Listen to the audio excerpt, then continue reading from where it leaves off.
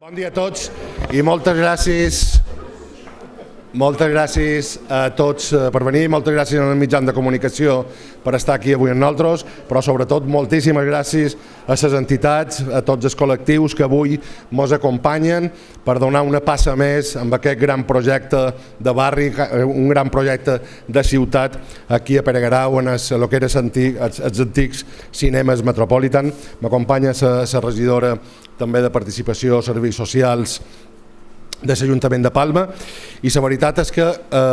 una segona vegada aquí per acabar d'explicar i per presentar en novetats el que és un dels grans projectes no només de Pereguerau, que també, que com saben és el barri més poblat de tota Palma, i per nosaltres és un projecte i un compromís per la ciutat i per tots els veïnats d'aquí. Com saben, el mes de març ja vàrem adquirir aquest edifici, els antics cinemes Metropolitan, i des del mes de març, com ens vàrem comprometre, no hem deixat de donar passes. Com saben, també se va declarar d'interès autonòmic el projecte d'aquest equipament sociocultural i d'altres usos que ara tornaré a recordar i tornaré a esmentar, però se va declarar d'interès autonòmic per la importància que té, però sobretot també perquè és un equipament urgent. És un equipament urgent des de fa molt d'anys i, per tant, tota la rapidesa que li puguen donar, i això ho fa aquesta declaració d'interès autonòmic per part del govern de les Illes Balears, també ha estat així. I com saben, també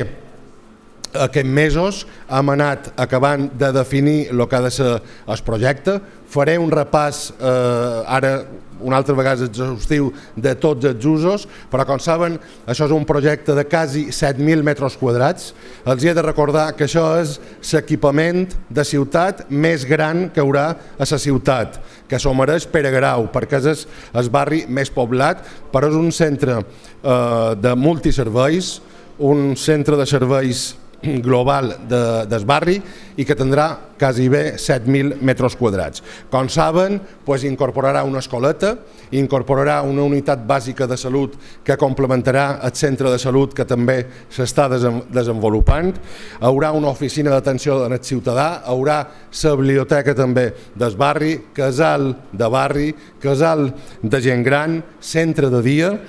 i aparcament, que també és necessari tant pel centre de serveis com al barri de Palma, però també els volia anunciar una novetat que incorporam en aquest concurs d'idees, perquè com saben avui a la Junta de Govern s'ha aprovat l'inici del concurs d'idees. A partir de demà ja s'obri el plaç, que acaba dia 15 de desembre, és a dir, a finals de desembre ja tindrem el projecte guanyador, que serà el que desenvoluparà l'any que ve tant el projecte i després licitació de les obres, però com veuen és un projecte irrenunciable. El compromís ja demostra que l'any que ve han d'estar licitades aquestes obres i iniciat aquest gran espai, però el que deia, a part de tots aquests usos que ja els vàrem anunciar en el seu moment, s'incorpora un nou ús. Ja saben vostès del compromís que té aquest equip de govern en la seguretat de la ciutat, amb el civisme de la ciutat. La veritat, estem reestructurant el que és tant un pla d'ordenació de la policia local com tot el tema de l'ubicació de les diferents comissaries de la policia local, inclús un nou quarter que estarà a Nou Llevant, però també volem anunciar que en aquest centre de serveis hi haurà una comissaria de 30 efectius de la policia local de Palma per donar també seguretat a un barri tan dens com aquest i també per seguir combatint l'incivisme, que com saben també és una batalla que volem guanyar i que amb l'ordenança cívica que se va aprovar fa uns mesos també és un objectiu irrenunciable. I per tant, un barri com Pereguerau també ha de disposar dins el seu centre de serveis, com dic, el més gran de tota Palma, 7.000 metres quadrats, tindrà també aquesta part de comissaria amb 30 efectius d'aquesta nova policia que estem reestructurant. I com dic,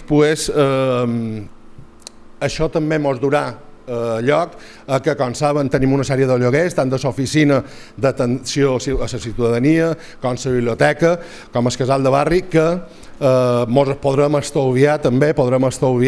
en els ciutadans de Palma gairebé 70.000 euros a l'any, que per tant se podran dedicar també als equipaments de lo que seran aquest futur centre de serveis. Jo no molt més que dir, és a dir, està una altra vegada en marxa el rellotge, anem també marcant aquestes fases. Ara, a finals de desembre, tindrem ja projecte guanyador de lo que és el centre de serveis de Pere Grau en tots aquests usos, amb aquesta novedat de la comissaria també de policia, per poder que l'any 2026, i per això ja també se fa ara, perquè en el pressupost del 2026 ja se pugui comptar per una passa més i sigui definitivament, després de tants anys de reivindicació dels diferents col·lectius i de les diferents entitats, disposar Pere Grau d'un centre de serveis com se mereix el barri.